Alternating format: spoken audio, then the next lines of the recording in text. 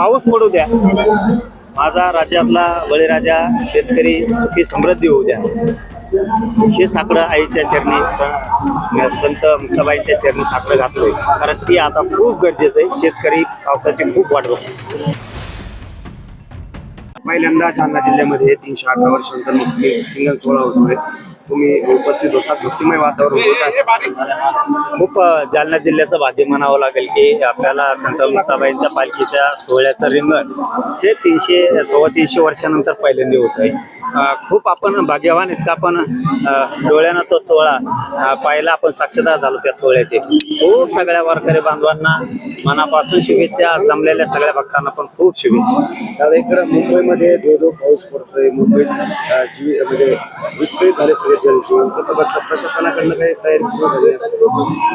तिकडंच पाऊस पडतो, इकडं पडणार ना. इकडे जनजीवन विस्कळीत व्हायना, काहीच व्हायना. तिकडे डांबरीवर पडतोय, तिथं वावर नाही, फेवर नाही, काही नाही. ते डांबरीवर पडायला लगेच कमरा इतकं पाणी होत आहे तिथं.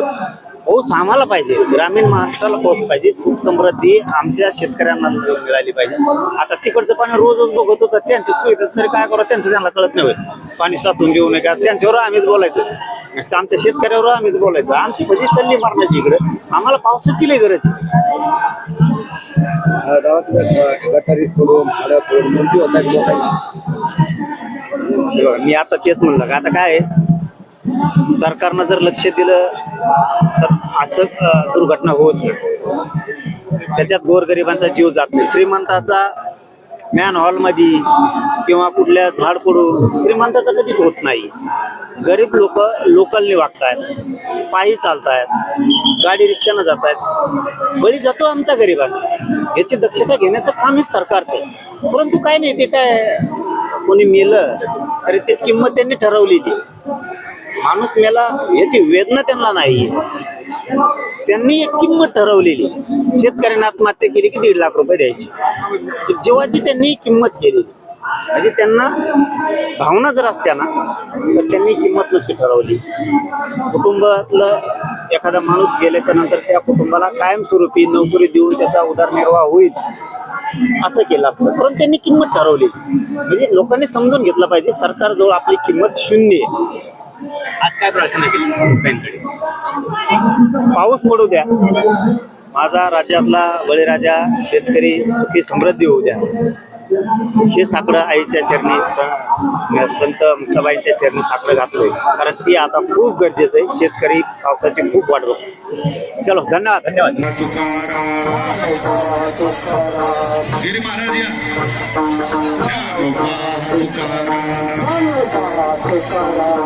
संघर्ष योद्धा मनोजदादा जरांगे यांचं सुद्धा पालखी सोहळ्याच्या वतीनं मनस्वी स्वागत आहे.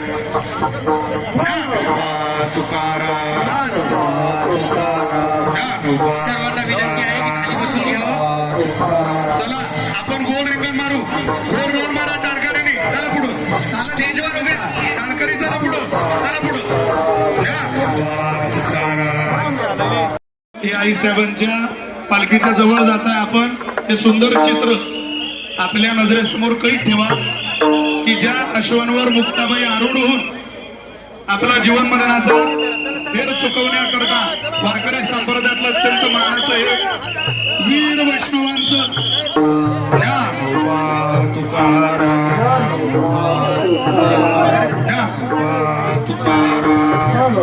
तुम्ही डायरेक्ट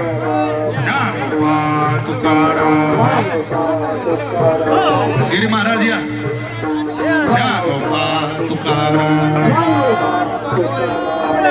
आपण गोल रिंगण मारू.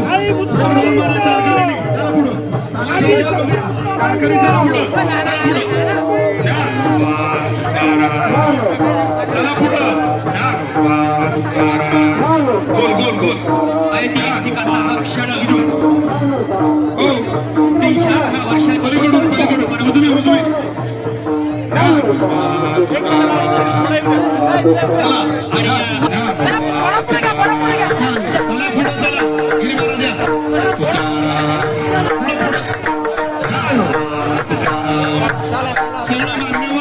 पाऊस पडू द्या, माझा राज्यातला बळीराजा, शेतकरी सुखी समृद्धी होऊ द्या. हे साकडं आईच्या चरणी संत मुक्ताबाईंच्या चरणी साकडं घातलंय, कारण ती आता खूप गरजेचं आहे. शेतकरी पावसाची खूप वाट बघतो. पहिल्यांदा जालना जिल्ह्यामध्ये 318 वर्षांनंतर मुक्ती रिंगण सोहळा होतोय. तुम्ही उपस्थित होतात, भक्तिमय वातावरण होतं. काय सांगाल? खूप जालना जिल्ह्याचं भाग्य म्हणावं लागेल की आपल्याला संत मुक्ताबाईंच्या पालखीच्या सोहळ्याचं रिंगण हे 300-325 वर्षानंतर पहिल्यांदा होत आहे. खूप आपण भाग्यवान आहेत का आपण डोळ्यानं तो सोहळा पाहायला आपण साक्षीदार झालो त्या सोहळ्याचे. खूप सगळ्या वारकरी बांधवांना मनापासून शुभेच्छा, जमलेल्या सगळ्या भक्तांना पण खूप शुभेच्छा. दादा, इकडं मुंबईमध्ये धो पाऊस पडतोय. मुंबईत म्हणजे विस्कळीत झाले सगळे जनजीवन. कसं बघतात, प्रशासनाकडनं काही तयारी पूर्ण झाली असेल?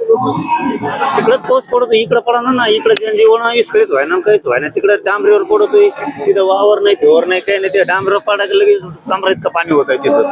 पाऊस आम्हाला पाहिजे, ग्रामीण महाराष्ट्राला पाऊस पाहिजे. सुख समृद्धी आमच्या शेतकऱ्यांना मिळाली पाहिजे. आता तिकडचं पाणी रोजच बघत होतं, त्यांची सुविधा तरी काय करा, त्यांचं त्यांना कळत नाही.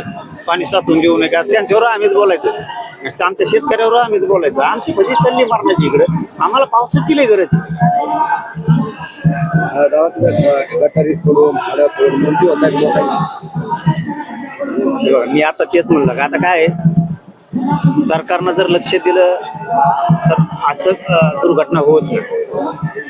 त्याच्यात गोरगरिबांचा जीव जात नाही. श्रीमंताचा मॅन हॉलमध्ये किंवा कुठल्या झाड पडून श्रीमंताचा कधीच होत नाही. गरीब लोक लोकलने वागतायत, पायी चालतायत, गाडी रिक्षानं जात आहेत. बळी जातो आमचा गरिबांचा. याची दक्षता घेण्याचं काम हे सरकारचं आहे. परंतु काय नाही, ते काय कोणी मेलं तरी त्याची किंमत त्यांनी ठरवलेली. माणूस मेला याची वेदना त्यांना नाही, त्यांनी एक किंमत ठरवलेली. शेतकऱ्यांनी आत्महत्या केली की 1.5 लाख रुपये द्यायची. जीवाची त्यांनी किंमत केलेली. म्हणजे त्यांना भावना जर असत्या ना तर त्यांनी किंमत नसती ठरवली. कुटुंबातलं एखादा माणूस गेल्याच्या नंतर त्या कुटुंबाला कायमस्वरूपी नोकरी देऊन त्याचा उदरनिर्वाह होईल असं केलं असतं, परंतु त्यांनी किंमत ठरवली. म्हणजे लोकांनी समजून घेतलं पाहिजे, सरकारजवळ आपली किंमत शून्य आहे. आज काय प्रार्थना केली? पाऊस पडू द्या, माझा राज्यातला बळीराजा शेतकरी सुखी समृद्धी होऊ द्या. हे साकडं आईच्या चरणी संत मुक्ताबाईंच्या चरणी साकडं घातलंय, कारण ती आता खूप गरजेचं आहे. शेतकरी पावसाची खूप वाट बघतो. चलो, धन्यवाद. गिरी महाराज या.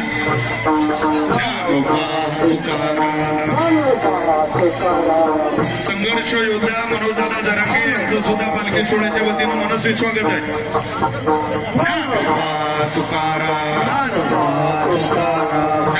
सर्वांना विनंती आहे की खाली बसून घ्यावं. चला, आपण गोल रिंगण मारू. गोल मारा टाणकरीने. चला पुढं, स्टेजवर उभे राहा. टाणकरी चला पुढं, चला पुढं. आई साहेबांच्या पालखीच्या जवळ जात आहे आपण. हे सुंदर चित्र आपल्या नजरेसमोर कैद ठेवा की ज्या अश्वांवर मुक्ताबाई आरूढ होऊन आपला जीवन मरणाचा फेर चुकवण्याकरता वारकरी संप्रदायातलं अत्यंत मानाचं हे वीर वैष्णवांचं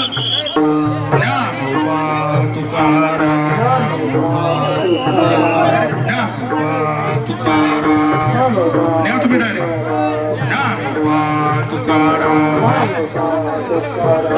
गिरी महाराज या.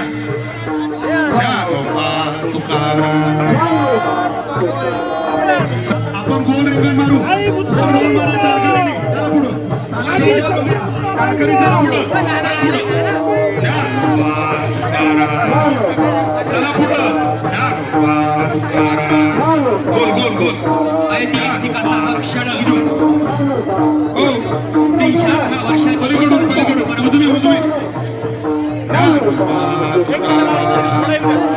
चला आणि चला पुढं चला. गिरी महाराज या.